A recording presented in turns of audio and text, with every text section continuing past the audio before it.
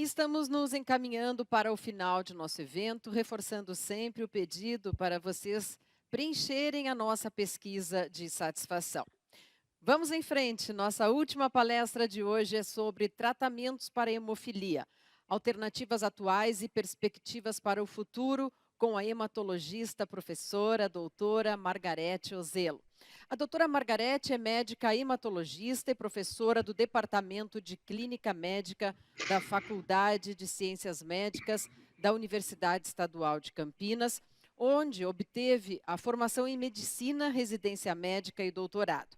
Também possui pós-doutorado em terapia gênica para hemofilia pela Queen's University Kingston, no Canadá. E atualmente é a diretora da divisão de hematologia do Hemocentro Unicamp. Coordena também diversos projetos de pesquisa, principalmente nos seguintes temas: distúrbios hemorrágicos, plaquetas, hemofilia e terapia gênica. Ela também é membro do Comitê de Assessoramento Técnico da Federação Brasileira de Hemofilia. Passamos então de imediato a palavra à nossa palestrante. Olá, doutora, boa tarde. Olá, boa tarde a todos, espero que esteja me ouvindo. Eu só preciso aqui ter acesso à minha tela.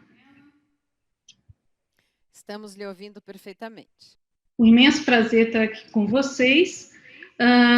E eu queria antecipadamente agradecer a Tânia pelo convite e parabenizar a todos os feitos ao longo de tantas décadas, tanto da Federação Brasileira de Hemofilia como da Organização Mundial da Hemofilia. Então, coube a mim, fechando, né, esse importante evento, a gente discutir sobre o tratamento da hemofilia. Esses são meus potenciais conflitos de interesse. Alguns dos resultados aqui são estudos que a gente faz parte aqui no Hemocentro da Unicamp.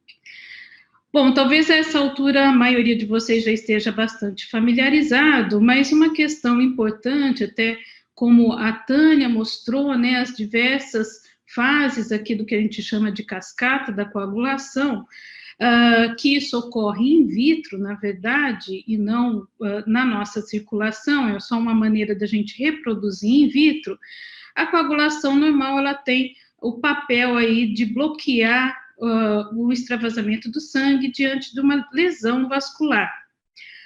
A hemofilia, como resultado da deficiência do fator 8 na hemofilia A, ou deficiência do fator 9 da hemofilia B, acaba sendo ocasionando um problema para a formação desse coágulo, e com isso, obviamente, a gente tem um sangramento.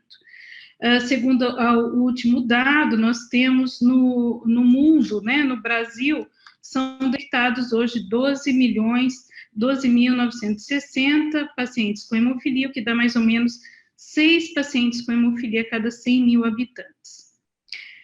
Bom, eu falei que in vitro é mais ou menos aquele esquema da cascata que acontece, mas na nossa circulação tem vários outros elementos que participam, incluindo plaquetas, a célula que compõe os vasos, o chamado endotélio, uma rede muito mais ampla. E aqui é que está o fator 8, que faz uma junção aqui com o fator 9 para ativar o fator 10. O que acontece na hemofilia, como falta ou o fator 8 ou o fator 9, parte desse processo é impedido e a gente tem a diminuição da geração da trombina e, portanto, diminuição da formação do fibrinogênio e da fibrina que formam o coágulo.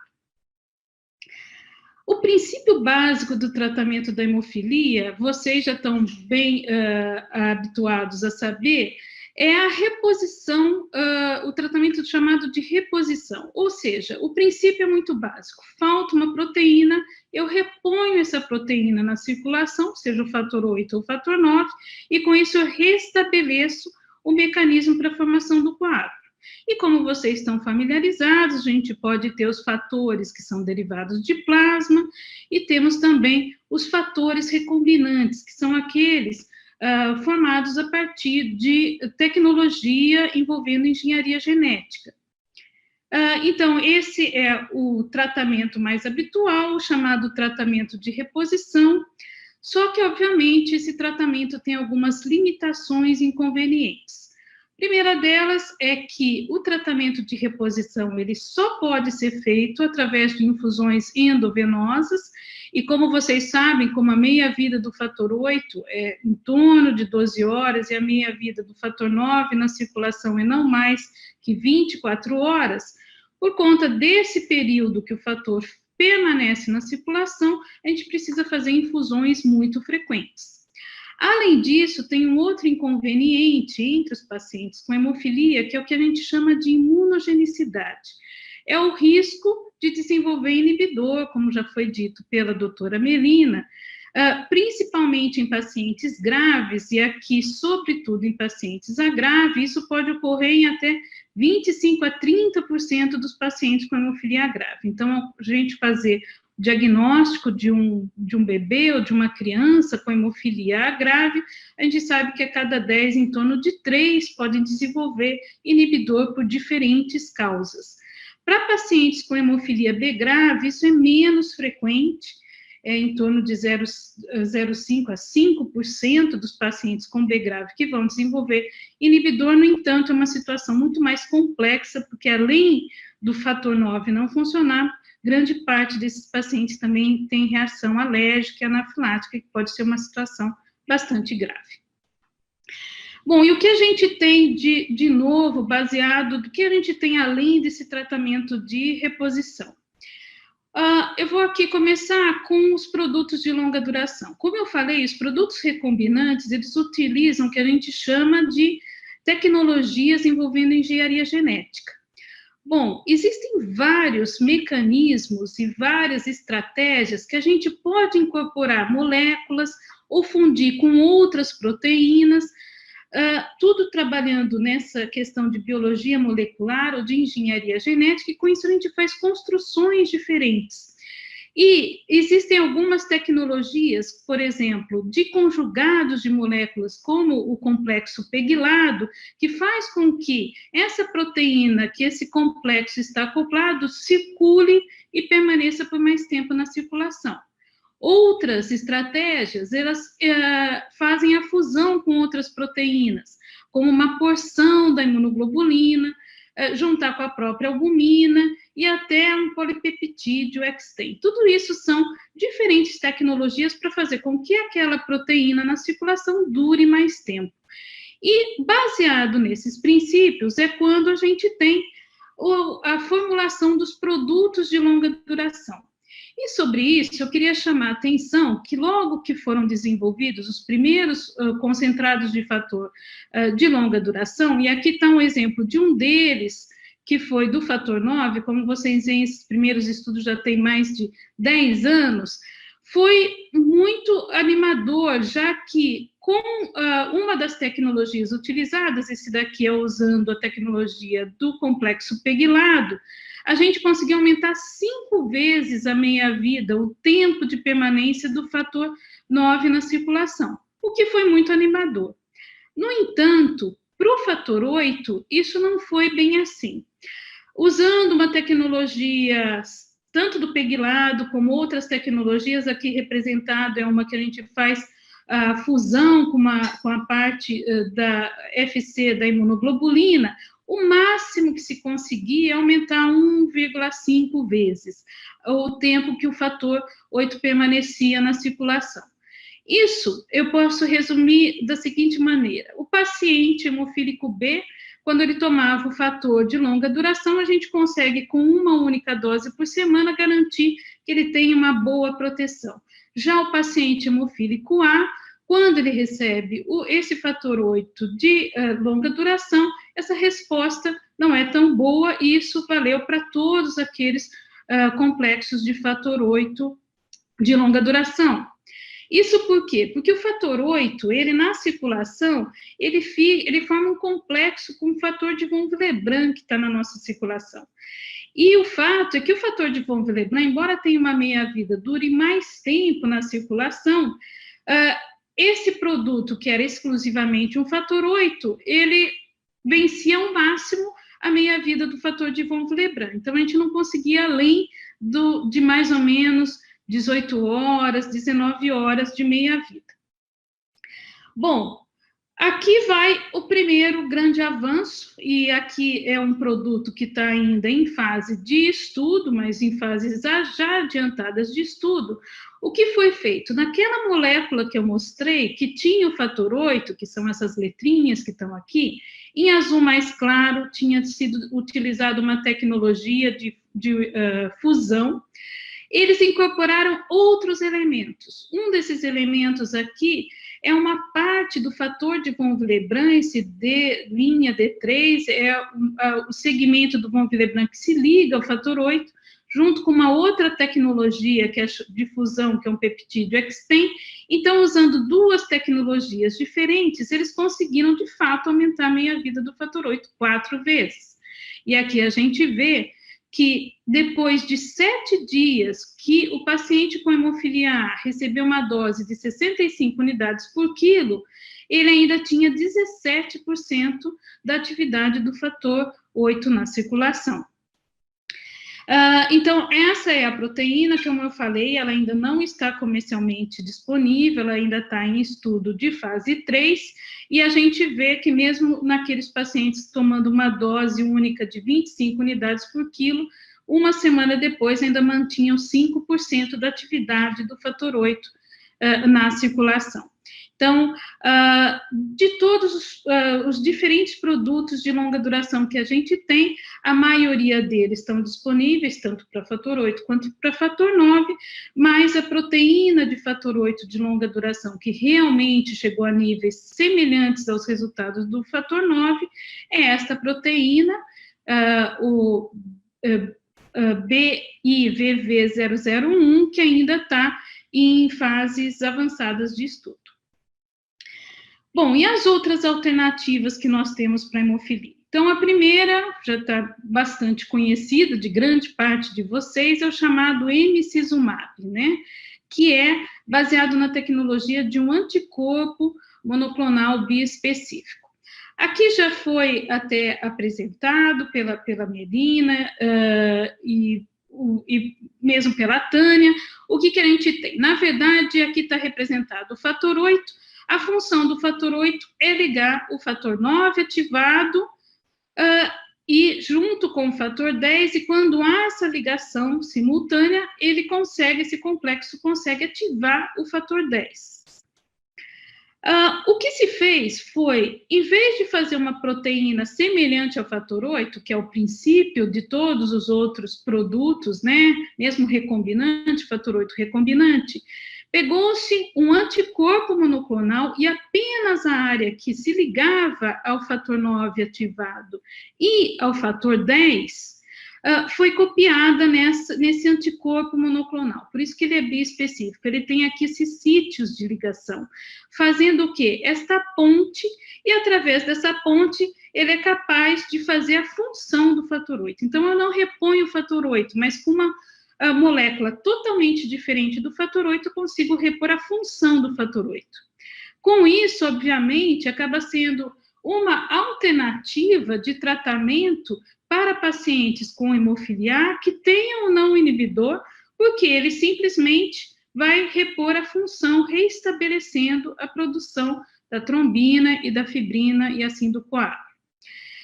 Os estudos envolvendo o emicizumab mostraram que em pacientes com inibidor que estavam em uso de profilaxia com os chamados agentes de bypass, o fator 7 ativado ou o complexo protrombínico, a gente sabe que essa profilaxia ela não era muito eficaz. Aqui, com uma média, a gente vê de 15 sangramentos, de uma taxa anualizada de sangramento em torno de 15.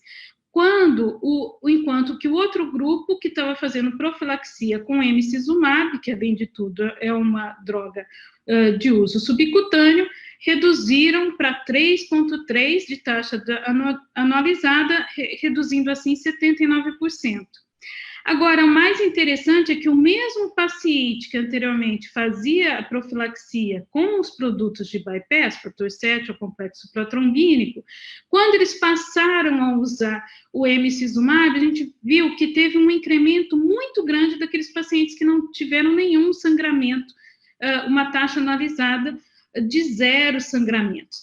A gente vê que se antes eram apenas em torno de 12%, aqui mais de 70% ficaram sem nenhum sangramento, mostrando a maior eficácia para prevenir o sangramento. O emicizumab é uma droga exclusivamente para profilaxia, então para prevenção do sangramento em pacientes com hemofilia A com inibidor e também sem inibidor. Então, aqui, como a gente vê, são pacientes agora com hemofilia A sem inibidor, é a outra fase do estudo, nesse caso, pacientes acima de 12 anos, a gente viu uma redução da taxa de sangramento analisada de 68%, comparando quando eles faziam profilaxia com fator 8 e quando eles passaram a fazer a profilaxia com emicizumab. Lembrando que por que não funcionava com o fator 8, né? A profilaxia ainda tinha uma resposta. Isso pode ser uma questão de aderência, que não tomava o fator, esquecia, porque obviamente aqui eu tenho que fazer várias vezes o fator, com os inconvenientes de fazer infusões endovenosas, e o emicizumab com uma dose por semana, ou a cada 2 semanas, ou mesmo uma vez por mês, subcutâneo, você acaba sendo mais efetivo, né, tem uma eficácia maior para a prevenção dos sangramentos. A Melina já comentou sobre isso, mas vale lembrar que, então, a gente espera que nas próximas semanas, esse protocolo do Ministério da Saúde para o uso do emicizumab já entre em vigor. Então, já foi adquirido o produto, ele deve ser distribuído para os pacientes que preenchem os critérios de inclusão, ou seja, pacientes com hemofilia A com inibidores que falharam o protocolo da imunotolerância ou tiveram recaída de imunotolerância. Aqui é importante ressaltar que é uma questão estratégica de inicialmente atender os casos prioritários, e eu não tenho dúvida que essa é a população mais prioritária para ser atendida imediatamente, e a gente espera no futuro, sobretudo para os pacientes com inibidor, que eles sejam também ampliado o uso do emicizumab. Lembrando que os pacientes sem inibidor têm uma boa eficácia do tratamento de profilaxia, desde que uma profilaxia personalizada, usada com cuidado, com uma grande aderência. Mas os pacientes com inibidor, mesmo que façam todos os cuidados, e além da questão de custo-benefício, não há dúvida em qualquer lugar do mundo que hoje o emicizumab é superior para evitar os sangramentos. Só que se o paciente apresenta sangramento, lembrar que ele vai precisar de um outro produto, e isso é importante saber o manejo adequado dessa questão. Bom, e o que a gente tem de novo? Agora, tudo que eu vou apresentar para vocês, na verdade, são outras possibilidades, mas que ainda estão em diferentes fases de estudo, então elas não estão disponíveis, mas muitas delas até em fase bastante adiantada de estudo. Um deles é um princípio do novo balanço da hemostasia, ou seja, inibindo os inibidores. O Luiz Ivando já mencionou sobre isso, mas isso é um princípio muito importante quando a gente fala da hemostasia, que é procurar o equilíbrio. Nós temos proteínas que são chamadas procoagulantes, aquelas que evitam o sangramento, e aqui está o fator 8, o fator 9, que tem que estar em equilíbrio com as proteínas anticoagulantes. Antitrombina, proteína C, proteína S, TFPI.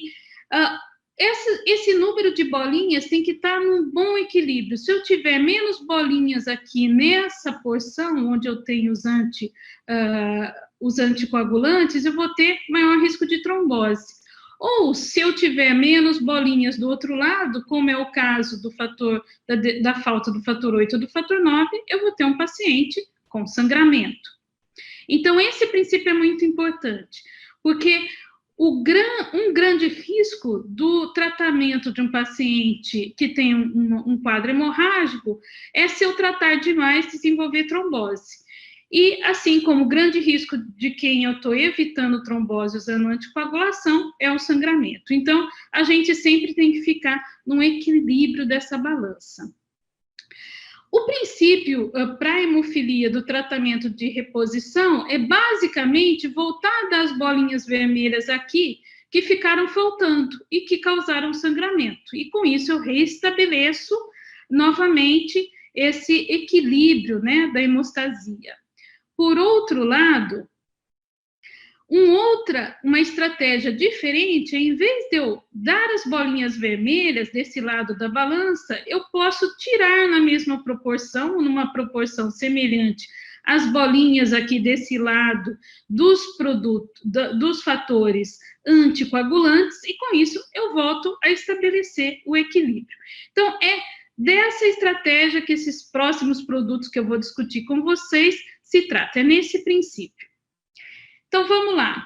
Voltando aqui para o que acontece, né, no nosso corpo, cada vez que a gente tem uma lesão no vaso, além dos produtos, dos fatores procoagulantes, a gente também tem, mecanismos anticoagulantes que vão bloqueando, mantendo o equilíbrio dessa resposta, porque senão, como eu falei, se eu só formasse fibrina, só formasse coágulo, eu teria um quadro de trombose, o que é muito ruim. Então, eu tenho diferentes mecanismos aqui nessa equação. Bom, um dos princípios de inibir esses inibidores, ou um novo balanço dessa hemostasia, é bloquear um dos caminhos aqui, que é esse anti-TFPI. Esse TFPI é uma proteína que bloqueia uma fase bem inicial da coagulação, que é a ligação do fator tecidual com o fator 7 ativado, e é o primeiro passo da fase de iniciação da hemostasia. E entre os anti-TFPIs, a gente tem alguns anticorpos monoclonais, a tecnologia é a mesma do que do emicizumab, bem semelhante, anticorpos monoclonais, e esse concizumab é um exemplo disso, que ele tem a capacidade de bloquear o TFPI. Com isso, ele aumenta nessa fase de iniciação a geração dessa trombina inicial, aumentando a trombina final, independente se eu tenho ou não ou o fator 8 ou o fator 9, se eu tenho inibidor para o fator 8 ou para o fator 9. Então, é uma situação que eu poderia usar em hemofilia A, hemofilia B, com e sem inibidor. Então, a gente tem 3 anticorpos monoclonais, que estão aqui representados, e o TFPI são essas cadeias vermelhas, o que é diferente aonde cada um se liga. Bom, um outro princípio seria, então, eu bloquear um outro mecanismo da anticoagulação aqui, que é a chamada antitrombina, que vocês veem esses tracejados vermelhos, são as regiões onde essa antitrombina bloqueia. Um produto relacionado a isso, que usa uma tecnologia bem diferente, é o chamado fitusiran. Daí ele não é, a tecnologia usada é um RNA de interferência. Então, como o Dr. Dimas já falou, né, entre as diferentes vacinas, vocês ouviram aí os de RNA, que promovem a produção de uma vacina, um RNA também pode bloquear a produção de uma proteína. E é esse o princípio desse fitusiran, que acaba diminuindo a antitrombina na circulação, e com isso, de novo, a gente tem um aumento da geração de trombina, independente do fator 8 ou do fator 9. Então, como eu falei, o princípio aí é bem diferente. O que acontece é que a antitrombina, assim como a maioria das proteínas procoagulantes, anticoagulantes, a grande maioria das proteínas da coagulação, elas são produzidas no fígado, então nos hepatócitos. E aqui o que vê é que esse RNA de interferência, ele entra nesse núcleo desse hepatócito, né? Ele dá um mecanismo aqui que ele bloqueia a produção da antitrombina, então o que causa uma diminuição da antitrombina na circulação. Esse é o princípio do fitusiran. E, finalmente, pensando aqui numa outra via de anticoagulação, que é a proteína C e a proteína S ativada, nós temos também, mais recentemente, esse é um dos produtos que está numa fase ainda mais precoce de desenvolvimento, a gente tem uma protease que inibe diretamente a proteína C ativada, e com isso também, de novo, a gente vai aumentar a geração de trombina. Essa é a CPIMP-C, que é uma sequência, né, como se fosse uma enzima que acaba bloqueando a proteína C depois que ela está ativada, dura até 100 horas na circulação, mas os estudos ainda são estudos bastante precoces de fase 1 e 2. Bom, resumindo, todos esses tratamentos chamados de não reposição, né, diferente do princípio que a gente está acostumado. Então, um deles, que já está disponível, já foi aprovado, inclusive no Brasil, mas ele é para uso exclusivo de pacientes com hemofilia A, com e sem inibidores, é o emicizumab, que usa a tecnologia do anticorpo monoclonal, e que ele vai fazer, às vezes, da função, ele substitui a função do fator 8, aplicado subcutâneo, uma vez por semana, a cada 2 semanas, ou mesmo uma vez por mês, mas a função dele é só de evitar o sangramento. Se o paciente tem sangramento, eu vou precisar de um tratamento coadjuvante, seja preferencialmente fator 7 ativado, se ele ainda tiver inibidor, ou o próprio fator 8, se o título do inibidor estiver baixo. Então, esse é o emicizumab, um dos tratamentos de não reposição. O outro, que é da história do rebalanço, a gente tem o anti-TFPI, é uma tecnologia parecida com o do emicizumab, é um anticorpo monoclonal, só que a diferença é que ele pode ser usado tanto em pacientes com hemofilia A como com hemofilia B, com e sem inibidores, também é de uso subcutâneo, normalmente semanal. Os estudos estão em fase 3 e, de novo, só serve para profilaxia. Se o paciente tiver sangramento, ele precisa de um outro produto. O outro é o fitusiran, que ele é uma outra tecnologia, que é um RNA de interferência, pode ser usado para paciente com hemofilia A e B, com e sem inibidor. O princípio é diminuir a antitrombina na circulação, de uso subcutâneo, estudos em fase 3, só serve para profilaxia. Se o paciente sangra, precisa de um tratamento coadjuvante. E muito mais precoce é essa outra protease aqui, que inibe a proteína C ativada, pode ser utilizado em pacientes com hemofilia A e B, com e sem inibidores, subcutâneo, mas ainda está numa fase muito precoce e apenas para profilaxia. Então, como vocês vão notar, esses 3, né, princípios que eu mostrei, eles são tratamentos desse novo balanço da hemostasia. E sobre esse novo balanço da hemostasia, é importante dizer que se a gente mexe nessa questão que é tão peculiar, a gente pode ter maior risco, principalmente de eventos trombóticos.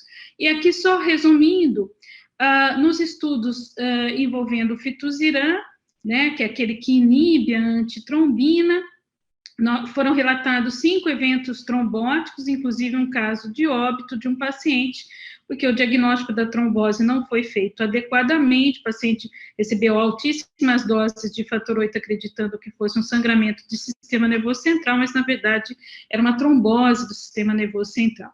Apesar disso, nesse estudo, foram vistas as doses, e esse é um produto que continua ainda em desenvolvimento. O anti-TFPI tem diferentes produtos. Um deles foi encerrado depois de 3 eventos trombóticos, tem um outro com mais pacientes, o concizumab, com 129 pacientes em estudo, 5 episódios trombóticos em 3 pacientes, ainda está em segmento, essa fase 3 do estudo. O da Pfizer incluiu 58 pacientes, agora a gente está em fase 3, nenhum evento trombótico, e tem outro produto, também um anticorpo monoclonal sem dados. E a antiproteína C ainda está numa fase bastante inicial de fase 1. Então, qual é o recado aqui? Nessa questão, é muito mais difícil você controlar e precisa de um manejo muito mais cuidadoso. Mas, lembrando que algumas situações, essas medicações podem ser muito valiosas. Por exemplo, um paciente com hemofilia B, com inibidor, ele tem pouca possibilidade de tratamento, principalmente se ele tiver reação alérgica. Basicamente, só o fator 7 ativado, que em profilaxia não tem uma resposta tão eficaz. Então, poderia ser uma valiosa alternativa, sobretudo para esses pacientes. E, finalmente, um dos tratamentos, uma outra estratégia, que é chamada terapia gênica. Na terapia gênica, a ideia já é totalmente diferente disso. Então, em vez de eu ficar dando um produto para o paciente, eu vou levar para o núcleo de uma célula-alvo a sequência de DNA ou de RNA, mas vamos por aqui, de DNA para ficar mais simples, até o núcleo dessa célula, para essa célula ter essa receita e começar a produzir, seja o fator 8 ou o fator 9. Para fazer esse caminho, eu preciso de um mecanismo, né, que faça esse delivery.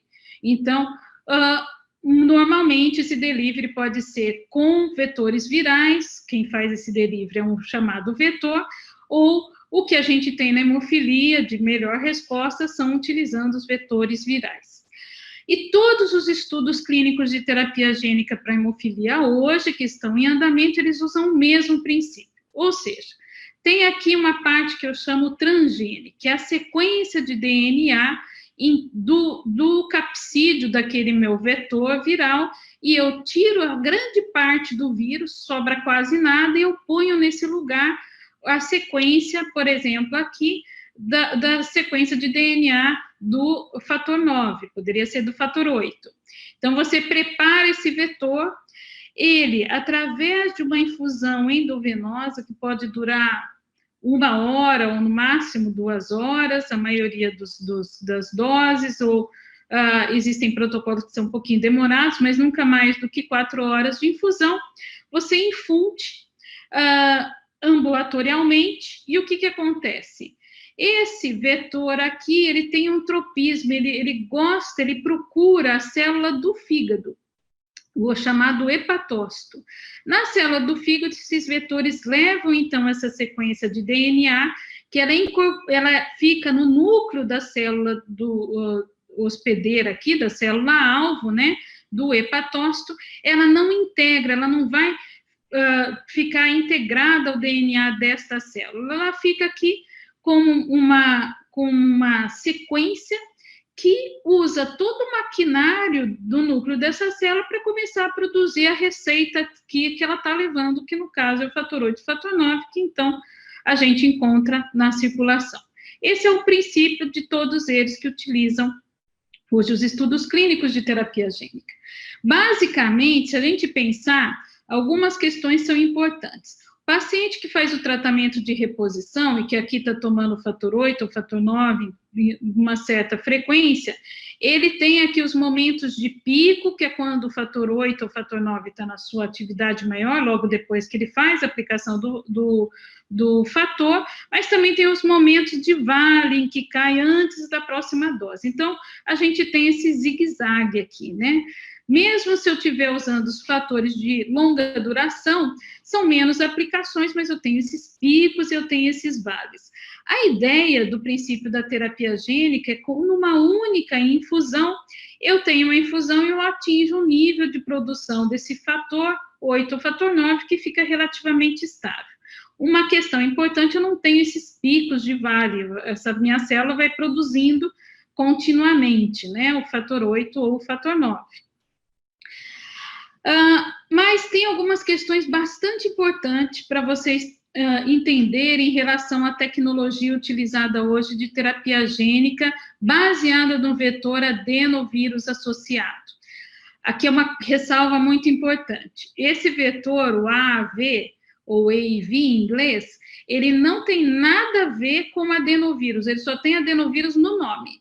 Ele é associado, é um vetor que é um vírus que, quando ele foi descoberto no laboratório, ele estava juntinho com o adenovírus, mas são vírus absolutamente diferentes, de famílias diferentes, então esse é o adenovírus associado, o AAV. Esse adenovírus associado, ele não causa, ele tem a gente encontra no meio ambiente, ele é muito comum, a maioria de nós já entramos em contato com a forma selvagem desse vírus. Então, muitos de nós, às vezes, nós temos o que a gente chama de uma imunidade pré-existente, a gente faz anticorpos que podem neutralizar esse adenovírus associado. O que isso causa para a gente? Nada.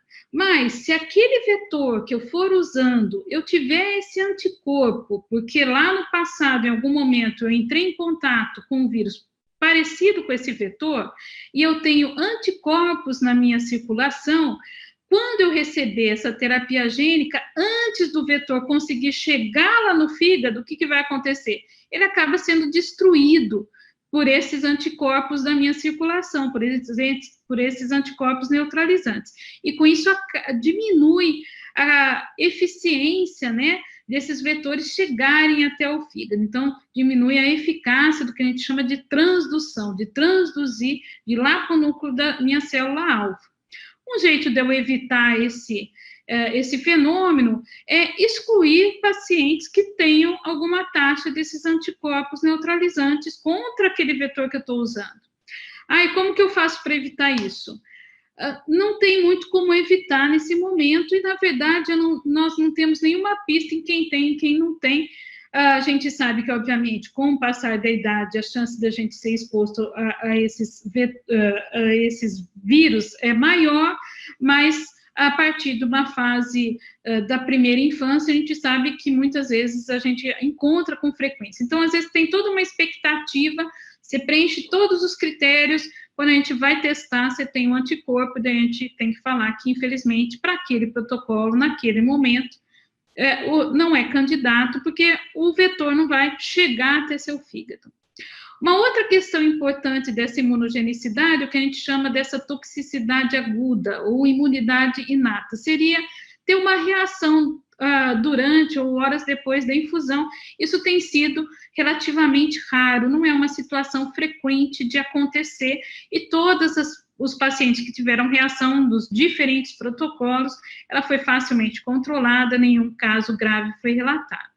Mas uma outra questão da resposta imune, que é importante, é essa que a gente chama adaptativa, que é o seguinte: quando a gente faz a infusão do vetor, obviamente que ele vai lá para o hepatócito fazer o seu papel, mas o sistema imunológico também é um vírus, ele também acaba entrando em contato, e se ele acabar ativando a partir de partes, né, moléculas, proteínas que tem na membrana desse vetor, e ativar uma resposta imunológica que a gente chama celular, mediada por essa célula chamada T, tem uma questão importante. O hepatócito que recebeu esse vetor, ele pode, em algum momento, transitoriamente, essa proteína do vetor aparecer aqui na membrana dela.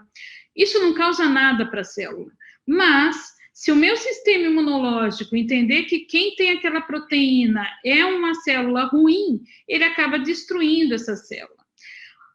Também, isso é uma situação limitada, não vai prejudicar a função do fígado, mas se ele destruir exatamente aquela célula que recebeu o DNA do fator 8 ou do fator 9, ele vai acabar destruindo a célula que estava apta a produzir o fator 8 e o fator 9, e com isso eu perco a minha resposta.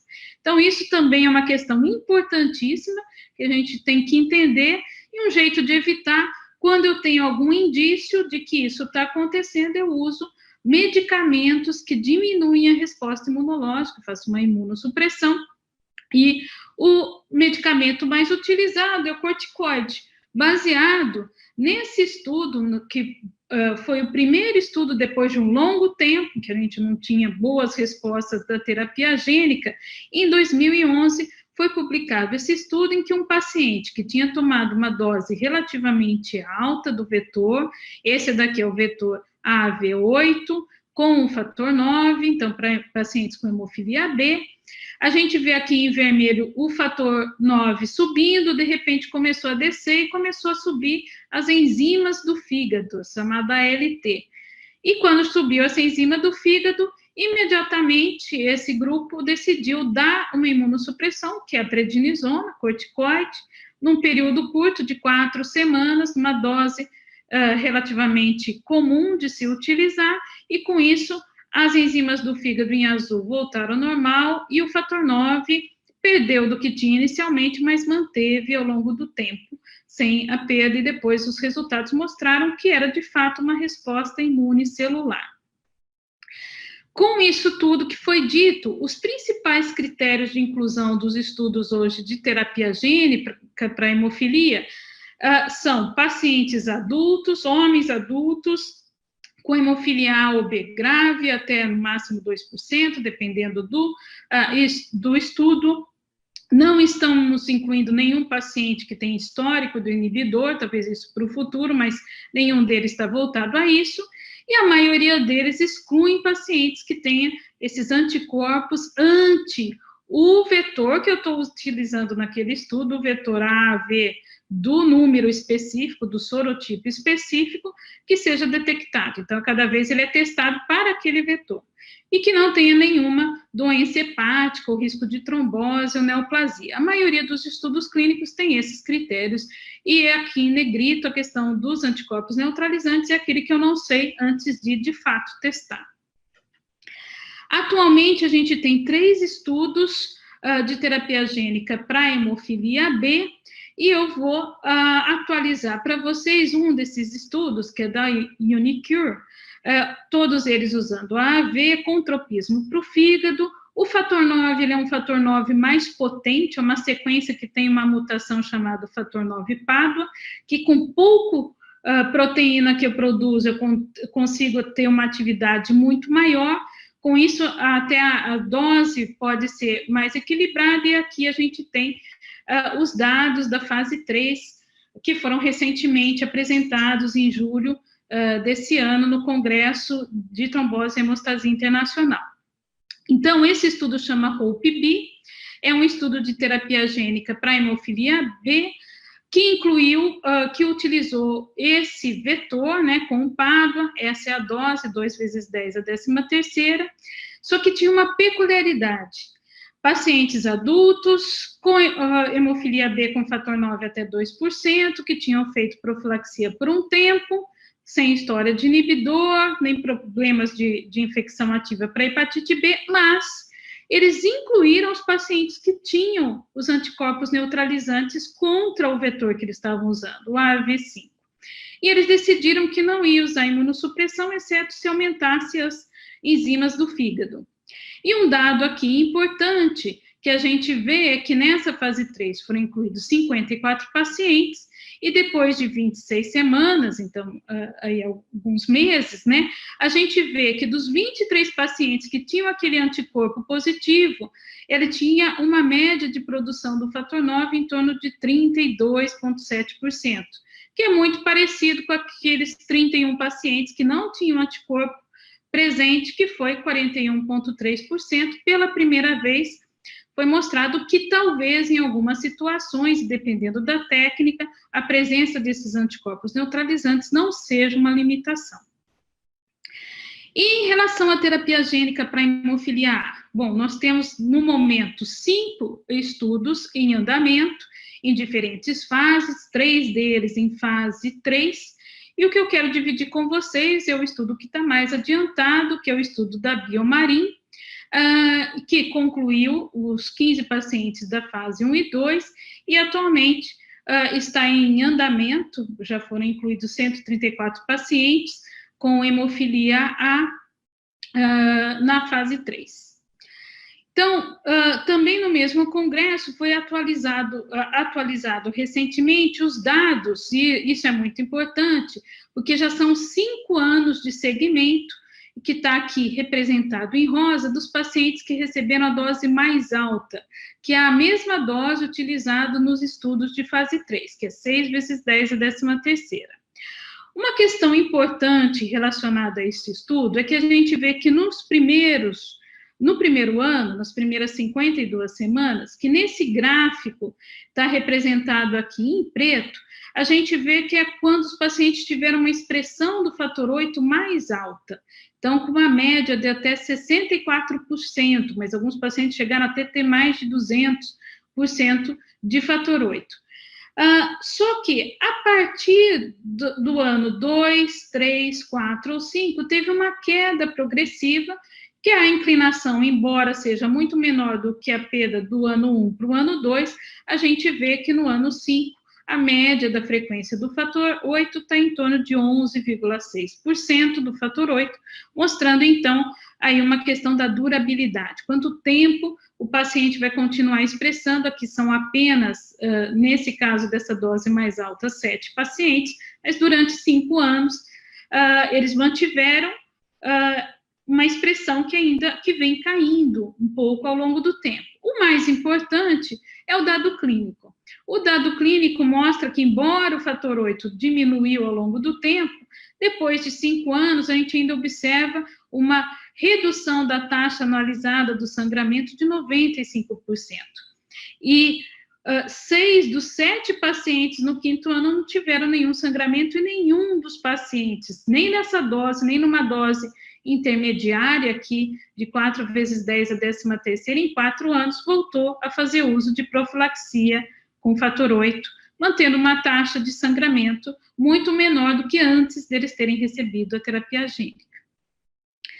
Bom, e o estudo de fase 3 desse mesmo vetor, né, que é esse estudo BMN 270-301, incluiu 134 pacientes nessa mesma dose mais alta.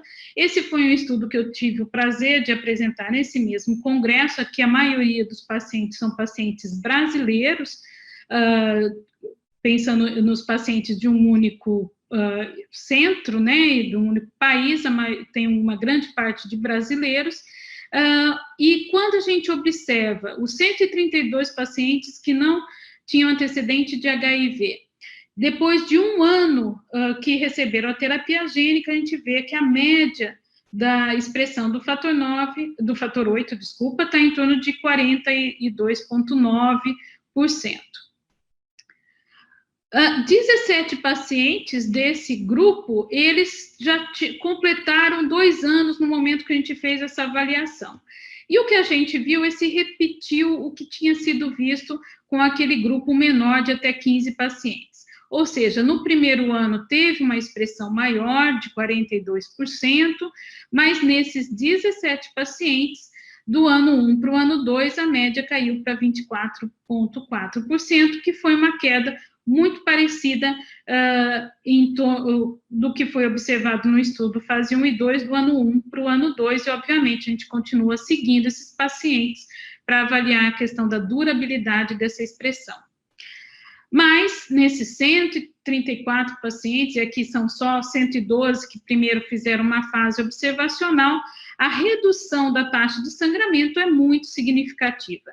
Teve uma redução de próximo a 84%, e se apenas 32% dos pacientes, antes de entrarem no estudo, todos fazendo profilaxia com fator 8, não tinham tido nenhum sangramento durante 1 ano, 80% acabaram não tendo nenhum sangramento a partir do momento que receberam a terapia gênica, mostrando pela primeira vez uma superioridade da profilaxia do fator 8. E a grande maioria, mais de 90%, tiveram muito menos sangramento depois que receberam a terapia gênica. É importante ressaltar que esse é o maior estudo de terapia gênica para hemofilia já conduzido com 134 pacientes. Então, uma questão para concluir aqui as ideias sobre terapia gênica, né? A durabilidade. Quanto tempo dura essa resposta da terapia gênica? Tem algumas questões que a gente não estão muito claras como evitar essa perda dessa expressão, mas a gente imagina alguns mecanismos envolvidos. Um é o que a gente chama de diluir o transgene. Como eu falei, a sequência do DNA, ele forma esse transgene epissomal, ele não se liga, ele não é incorporado no DNA da célula que ele transduziu. Então, se por algum motivo essa célula se dividir, uma célula filha vai levar essa sequência, mas a outra não. Então, se o hepatócito se dividir, esse é um dos motivos que essa estratégia não é boa para crianças, porque até 15 anos, mais ou menos, sobretudo até os 8 anos, o fígado ele vai crescendo de volume, então ele divide essas células do fígado várias vezes. Se eu fizesse numa criança muito nova, eu iria diluir o efeito, já que as células vão se dividindo e só uma vai levar essa sequência. A outra questão pode ser a morte da célula, que pode ser mediada por uma resposta imunológica, como eu mostrei, mas pode ser por uma toxicidade do fígado, porque abusou de álcool, porque tomou um medicamento que causou um mal no fígado, teve alguma infecção naquele fígado, ou mecanismos mais complexos, como silenciar o gene simplesmente para de ser expresso. Então, e o que nós sabemos até aqui sobre terapia gênica? Se eu incluir tanto a questão da terapia gênica para a hemofilia A como para a hemofilia B, todos os estudos mostram uma expressiva redução dos eventos hemorrágicos e, com isso, do consumo do fator nos pacientes incluídos nesses estudos. Com isso, uma melhora da qualidade de vida, mas eu não tenho hoje como predizer qual é o paciente que vai ter uma boa resposta e aquele que não vai responder. Eu não tenho nada que me diga quem é que vai ter uma boa expressão e quem vai responder menos. E todos os estudos mostram essa grande variabilidade da expressão. Tem paciente que acaba expressando 200 e tem paciente que não expressa mais que 5. Eu não sei, não tem nenhuma situação que me diga hoje quem que vai expressar 200, quem vai expressar 100, quem vai expressar 5. O principal efeito adverso foi a elevação das enzimas hepáticas, mas isso não só é dependendo da dose do vetor, mas também é transitório. Para a hemofilia A, teve a questão que, ao longo do tempo, parece que é uma queda progressiva da expressão, a gente não sabe quanto tempo isso ainda vai durar. Tem uma questão importante em relação ao laboratório que a gente faz. Para o B, parece ser mais estável. Então, o fator 9 parece que uma vez que ele é expresso, ele fica mais estável. Tem uma questão também, dependendo do método utilizado para dosar o fator 9, e pela primeira vez mostrou que não houve uma correlação entre a presença dos anticorpos neutralizantes e a expressão do fator 9. Mas, pessoalmente, eu acredito que o que esses estudos estão mostrando é que há um grande potencial, e eu acredito muito que terapia gênica é uma alternativa terapêutica segura e custo-efetiva para o futuro. Então, resumindo, eu acho que não há dúvida que nas últimas décadas a gente teve várias opções terapêuticas e desenvolvimento para hemofilia. Algumas questões que eu mostrei aqui, elas já foram aprovadas, já estão em uso, mas nem todas, e são diversas novas tecnologias, incluindo a terapia gênica, mas lembrando que o mais importante é o tratamento para todos.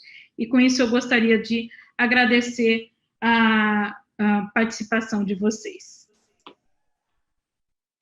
Muito obrigada, doutora Margarete. Vou pedir para a senhora ficar mais um pouquinho com a gente, pois temos aqui duas questões. A previsão de vinda para o Brasil do fator recombinante e de longa duração para a hemofilia B. Há previsão, doutora, de vinda para o Brasil? Desculpa, você poderia repetir? Eu não... Sim. Se há alguma previsão de vinda para o Brasil do fator recombinante e de longa duração para a hemofilia B? Então, isso é uma questão que nós estamos aguardando há muito tempo. Então, esses produtos já estão no mercado há algum tempo. O que é importante é realmente fazer essa avaliação, passam pelo processo, né, da Conitec para ver de custo-efetividade, e infelizmente a gente ainda não teve sucesso para isso, mas eu espero que sim, porque esses produtos eles têm vantagens, sobretudo em frequência de uso.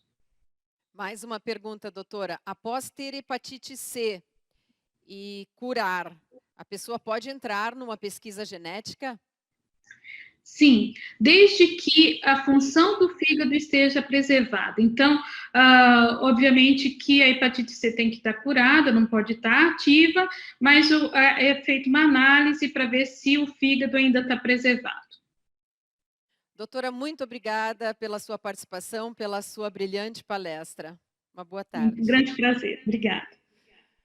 Pessoal, dando sequência, o coordenador de Coalição das Américas, o senhor Antônio Gomes Cavallini, nos encaminhou um vídeo que vamos apresentar a partir de agora.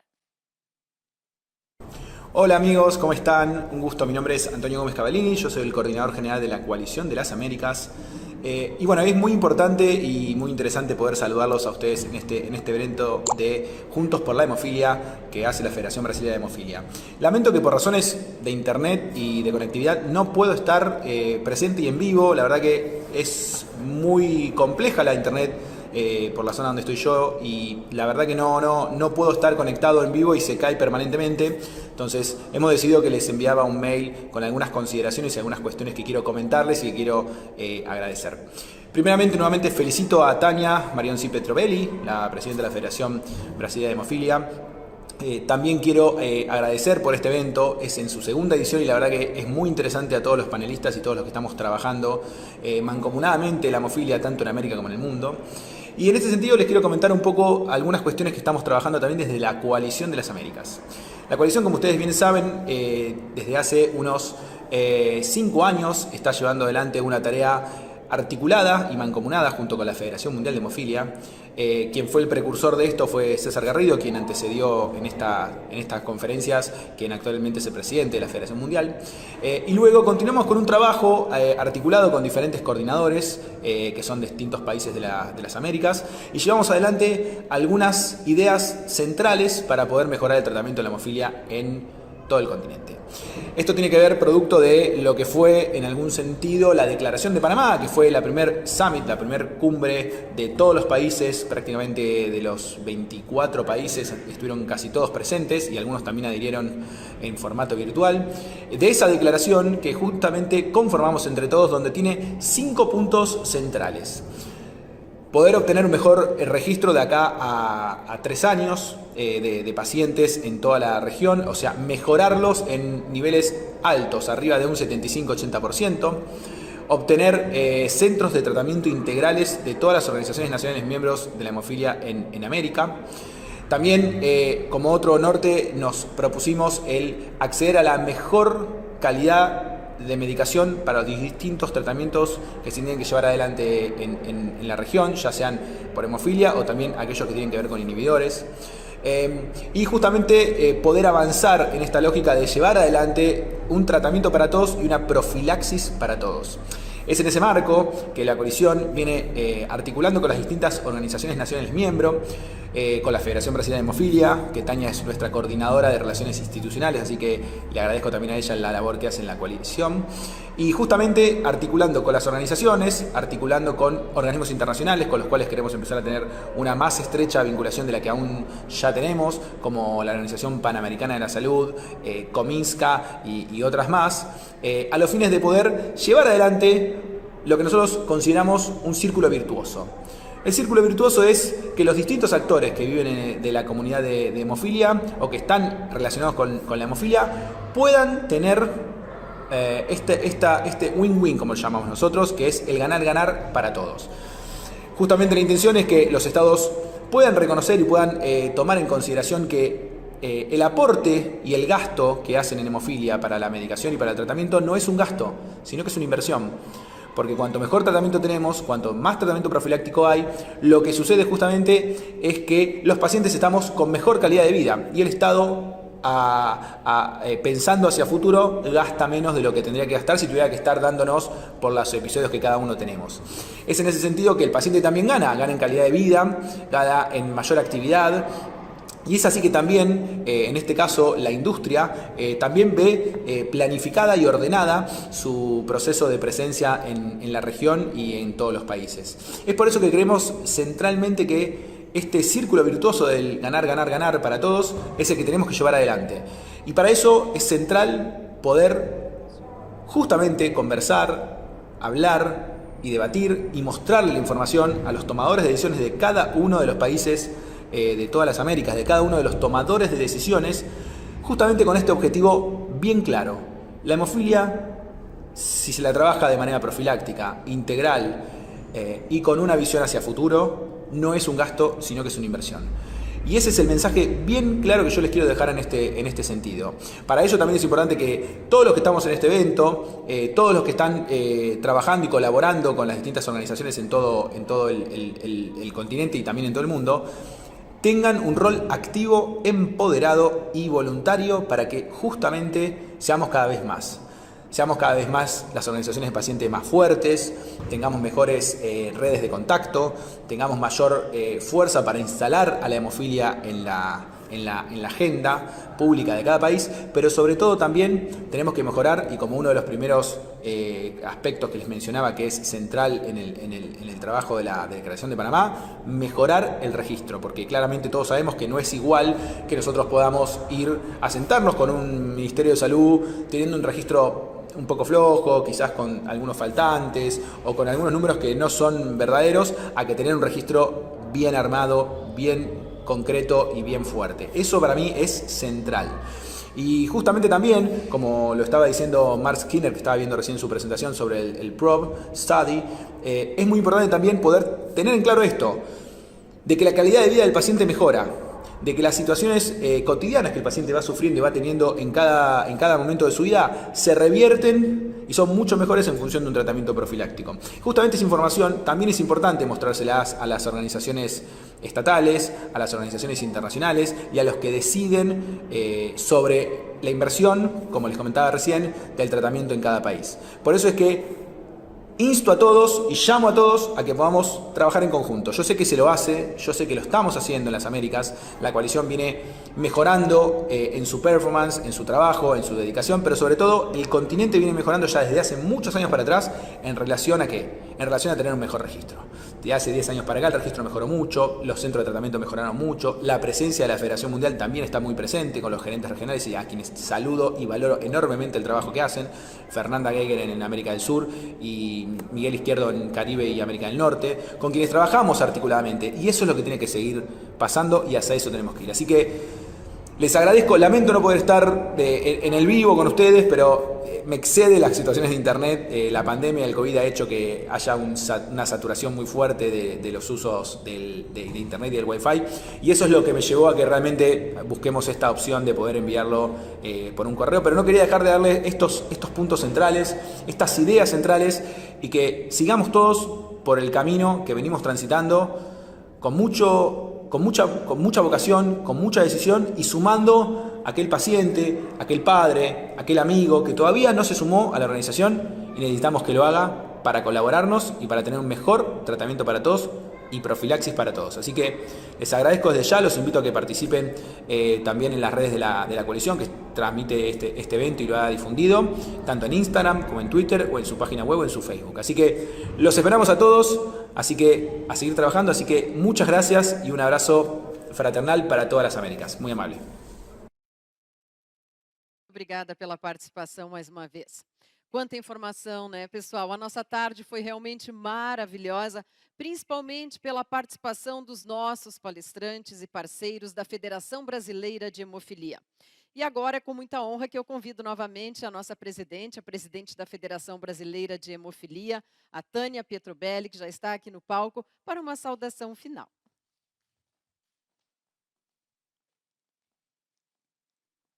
Olá a todos, novamente. Quero dizer que nós temos mais de 250 pessoas assistindo pelas nossas plataformas. Agradecer imensamente à Federação Mundial de Hemofilia, que sempre tem nos apoiado para que o Brasil consiga avançar. Quero agradecer também aos palestrantes, que são de renome internacional e que têm sempre nos apoiado. Suas palestras são como voluntários e o apoio à Federação Brasileira de Hemofilia sempre é de forma imediata e voluntária. Agradeço de coração a todos esses palestrantes. Quero também agradecer aos que buscaram participar deste evento, pois a informação, a educação nos liberta. E todos nós somos responsáveis pela busca de informação para o melhor tratamento para cada um, tanto pacientes como familiares. Familiares porque seus filhos não têm ainda condições de decidir o que é melhor para eles. A Federação Brasileira de Hemofilia, nos seus 45 anos, vem avançando gradativamente e também com conquistas seguras, sustentáveis. Nós temos um país de dimensões continentais. Hoje, nós temos tratamento para todos, independente de classe social e onde residam. Tratamento preventivo para todos. E todo tratamento é pelo SUS. Então, nós, como pacientes e familiares, temos o dever de buscar informação, educação e contribuir para os avanços dos tratamentos no Brasil. Há pouco, em 2011 e 2012, conquistamos a profilaxia para todos, onde ninguém mais deve continuar desenvolvendo sequelas. Agora, há poucos, no ano de 2019, nós conseguimos a aprovação do tratamento subcutâneo, por enquanto, para as pessoas que não responderam à imunotolerância. Agora, no mês passado, nós conseguimos aprovação também na Conitec de fatores 8 de longa duração. Agora, nós aguardamos a assinatura do presidente da Conitec para dar andamento à inclusão desta medicação no SUS. Com certeza, nós continuaremos buscando melhorias gradativas e sustentáveis. Buscaremos os tratamentos que deem mais qualidade de vida para pacientes, familiares e, consequentemente, sociedade em geral, e o governo ganha com isso. O tratamento preventivo, os melhores tratamentos trazem qualidade de vida para os pacientes e isto, como falei, retorna para a nossa sociedade. O Brasil está muito avançado comparado a outros países, graças ao trabalho da Federação Brasileira de Hemofilia, nesses 45 anos de existência e com o apoio dos médicos, dos hemocentros. Nós temos uma rede de atendimento que inicia no Ministério da Saúde, passa para os hemocentros coordenadores e hemocentros regionais. Então, isso facilita muito o atendimento dessas pessoas. Com certeza, a doutora Margarete falou nos tratamentos que vão avançando e dando maior qualidade de vida. Nós os conquistaremos, mas todos devem estar unidos para que essas medicações sejam aprovadas e sustentáveis. Convido a todos a participarem das pesquisas. Essa pesquisa PROBE, que o Mark Skinner falou, nós queremos que o Brasil inteiro participe com o maior número de pessoas, porque isso virá em benefício de todos.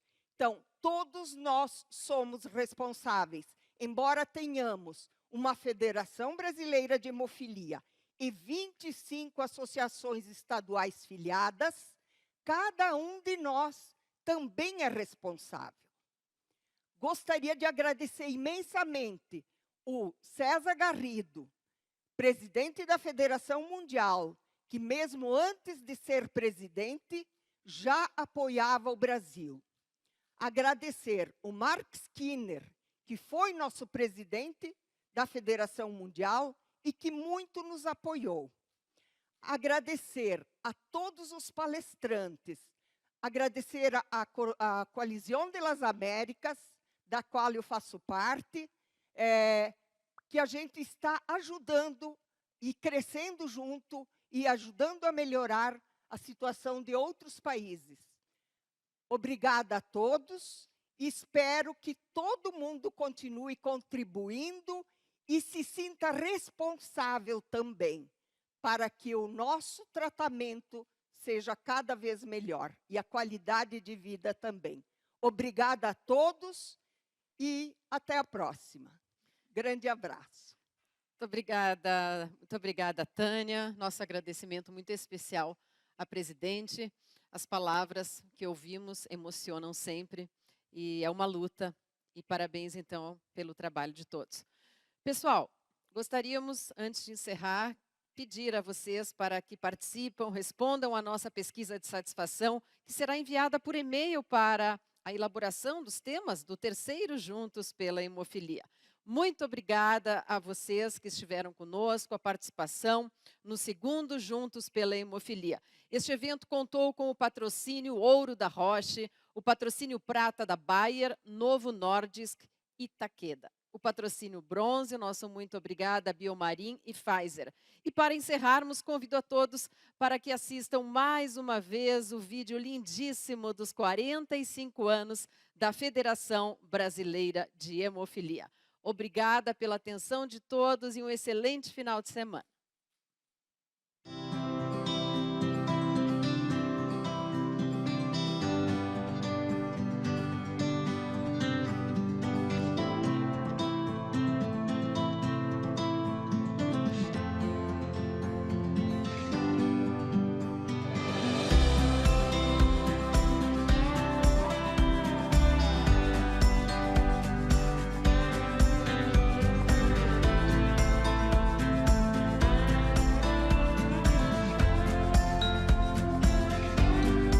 Oi, eu sou Ria, tenho 5 anos e eu tenho hemofilia grave. Eu não tenho medo de fazer pique, eu tenho medo de ficar sem fator.